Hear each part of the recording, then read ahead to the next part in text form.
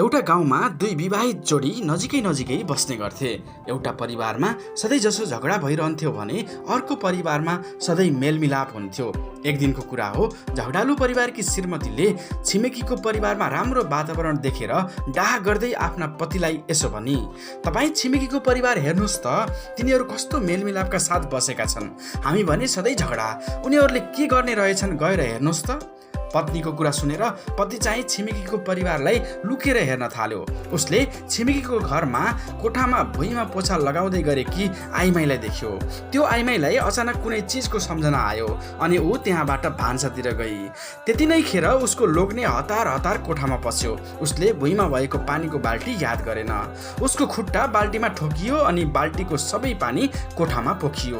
त्यो आवाज सुनेर उसकी श्रीमती भान्साबाट कोठामा आई र लोग्नेसँग भनी, मलाई माफ गर्नुहोस् प्रिय, यो मेरो गल्ती हो कि मैले त्यहाँबाट बाल्टिन नहटाइकन भान्सामा गएँ। त्यो सुनेर लोग्ने चाहिँले भन्यो, होइन प्रिय, मलाई माफ गर, यो त मेरो गल्ती हो, किनकि मैले बाल्टी भुइँमा छ भन्ने कुरा ख्याल नै गरेन।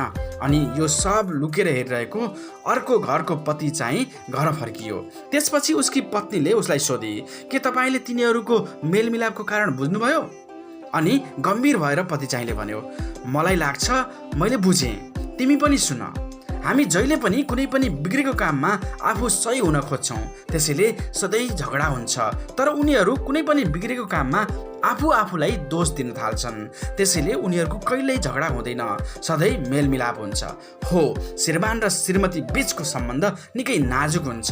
यदि सही व्यवहार हामीले गर्छौँ भने त्यो निकै सुमधुर बन्छ। यदि हामीले गलत व्यवहार गर्छौँ भने त्यो सम्बन्ध तोडिन पनि सक्छ। संसारमा धेरै यस्ता घटनाहरू घटिरहेका हुन्छन्। पति पत्नी बीच धेरै माया हुँदाहुँदै पनि कहिलेकाहीँ ती सम्बन्धहरू प्राय टुट्ने गर्छन्। हामीले साना साना ख्याल गर्नुपर्ने कुरामा ध्यान नदिँदा धेरैचोटि श्रीमान र श्रीमती बीचको सम्बन्ध बिग्रन थाल्छ।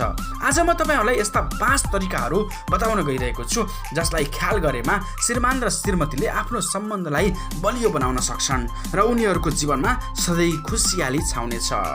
पहिलो कुरा हो, एक अर्कासँग पर्याप्त समय खर्च गर्नुहोस्। जब तपाईँ एक अर्कासँग पर्याप्त समय खर्च गर्नुहुन्छ तब तपाईँ एक अर्कालाई राम्रोसँग बुझ्नुहुन्छ। आफ्नो जीवनसाथीसँग एक्लै समय बिताउनुहोस्। कहिलेकाहीँ यस्तै कारणले पनि दूरी बढ्न सक्छ। घरमा सँगै बिताएको समय पर्याप्त नहुन सक्छ, त्यसैले केही दिनको समय निकाल्नुहोस् अनि घुम्नका लागि कतै जानुहोस्। यदि तपाईँ आफ्नो जीवनसाथीसँग बढी समय खर्च गर्नुभयो भने निकटता बढ्नेछ र सम्बन्ध बलियो हुनेछ। दोस्रो ख्याल गर्नुपर्ने कुरा हो, एक अर्काको रुचिको ख्याल राख्नुहोस्। तपाईले आफ्नो जीवन साथीका साना साना चिजहरूलाई वास्ता गरिरहनुपर्छ, किनभने यसले सम्बन्ध बलियो बनाउन महत्त्वपूर्ण भूमिका खेल्छ। तपाईँ एक अर्कालाई कति माया गर्नुहुन्छ भनेर देखाउन यो महत्त्वपूर्ण छ कि तपाईँ एक अर्काको रुचिको कतिको ख्याल राख्नुहुन्छ। आफ्नो साथीका मनपर्ने कुराहरूको ख्याल राख्नुहोस्। ध्यान दिनुहोस् उसलाई के कुरामा खुसी मिल्छ अनि कुन कुरा मन पर्दैन। जब तपाईँ यो गर्नुहुन्छ तब तपाईँ एक अर्कातिर आकर्षित हुन थाल्नुहुन्छ। परिणामस्वरूप तपाईँको सम्बन्धको जग बलियो हुँदै जान्छ। तेस्रो ख्याल गर्नुपर्ने कुरा हो, सम्बन्धमा सधैँ बराबर हुनुहोस्। जब कुनै पनि सम्बन्धमा समान स्थिति दिइन्छ तब मात्र त्यो सम्बन्ध फस्टाउन थाल्छ। पति र पत्नीले सधैँ एक अर्कालाई समान व्यवहार गर्नुपर्छ। सम्बन्ध त्यहाँ बिग्रेको हुन्छ जहाँ एकले भन्दा अर्कोले बढी प्रभुत्व जमाउन खोज्ने गर्छ। पतिले आफ्नी पत्नीलाई कहिले पनि हल्का रूपमा लिनु हुँदैन, पूर्ण रूपमा सम्मान गर्नुपर्छ र यो कुरा पत्नीहरूलाई पनि लागू हुन्छ। आफ्ना पतिहरूलाई पत्नीहरूले पनि पूर्ण रूपमा सम्मान दिनुपर्छ। चौथो कुरा हो, कमजोरी महसुस गरी सम्बन्ध बलियो राख्नुहोस्। वैवाहिक जीवन खुसियाली बनाउन सम्बन्ध बलियो राख्नु धेरै महत्त्वपूर्ण हुन्छ। सम्बन्ध बलियो बनाउनका लागि आफ्नो कमजोरी महसुस गर्नु निकै महत्त्वपूर्ण हुन्छ। कहिलेकाहीँ जीवनमा नराम्रा घटनाहरू घट्न सक्छन्, त्यति बेला एक अर्काले आफ्नो कमजोरी महसुस गर्नुहोस्। तपाईँ सम्बन्ध राम्रो बनाउन चाहनुहुन्छ भने सबैभन्दा पहिले तपाईँले आफूभित्रको अहङ्कार निकाल्नुहोस्। यसले केही समय लिन सक्दछ, तर यदि दुवैको हृदयबाट यो निस्कियो भने तपाईँको सम्बन्ध बलियो हुनेछ। यस्तो गर्ने हो भने तपाईँको जीवनमा कहिल्यै झगडा हुँदैन, सधैँ मेलमिलाप कायम रहन्छ। श्रीमान र श्रीमती बीचको सम्बन्ध विश्वासको जगमा निर्माण भएको हुन्छ र यस जगलाई कहिल्यै कमजोर नतुल्याउनुहोस्। सम्बन्धमा कहिल्यै विश्वासको कमी हुन नदिनुहोस्। विश्वास नभएको सम्बन्धले यसको जरालाई कमजोर बनाउन थाल्छ र यो बिग्रिन थाल्छ। अविश्वासको पाना कहिल्यै पनि तपाईँको सम्बन्धको जगमा पर्न नदिनुहोस्। एक बलियो सम्बन्ध बनाउनुहोस् जहाँ तपाईँहरूको मात्रै सत्यता होस्, जहाँ कुनै पनि तेस्रो व्यक्तिको आवश्यकता नहोस्। जुन दिन अरू कसैले तपाईँको सम्बन्धमा हस्तक्षेप गर्न थाल्छ, सम्बन्धको आधार कमजोर हुँदैछ भनेर बुझ्नुहोस्। पाँचौं महत्त्वपूर्ण कुरा यो हो कि दुवैले एकअर्काका आफन्तलाई आदर र सम्मान गर्नुहोस्। तपाईँको पत्नी वा पतिका बुवा, आमा, बहिनी, भाइ वा कुनै विशेष मित्र होस्, सबैलाई आफ्नो ठानेर आदर गर्नुहोस्।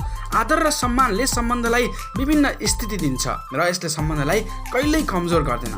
तपाईँ सधैँ एकअर्काको साथ सहयोगको लागि उभिनुहोस्, किनभने साँचो सम्बन्ध त्यो हो जसले तपाईँलाई तपाईँको समस्यामा सहयोग गर्दछ। श्रीमान र श्रीमतीको बिचमा केवल शारीरिक र भावनात्मक सम्बन्ध मात्र हुँदैन, यस सम्बन्धमा पारिवारिक सम्बन्ध पनि गाँसिएको हुन्छ, जहाँ एकअर्काका आफन्तको सम्मान अत्यन्त महत्त्वपूर्ण हुन्छ। उनीहरूले साथीबाट माया पाउनुका साथै मानिसहरूलाई आदरको अपेक्षा पनि गर्छन्। सम्बन्धमा जहाँ आदर हुँदैन, प्रेम पनि कमजोर हुन थाल्छ। एकअर्कासँग रिसाए पनि एकअर्कालाई नत्याग्नुहोस्। जहाँ सम्बन्धमा पकड रहन्छ त्यहाँ सम्बन्ध टुक्रिँदैन। यी 5 तरिकाहरू यदि श्रीमान र श्रीमतीले ख्याल राख्ने हो भने आफ्नो सम्बन्धलाई बलियो बनाउन सकिन्छ र जीवनमा सधैँ खुसियाली छाइरहन्छ।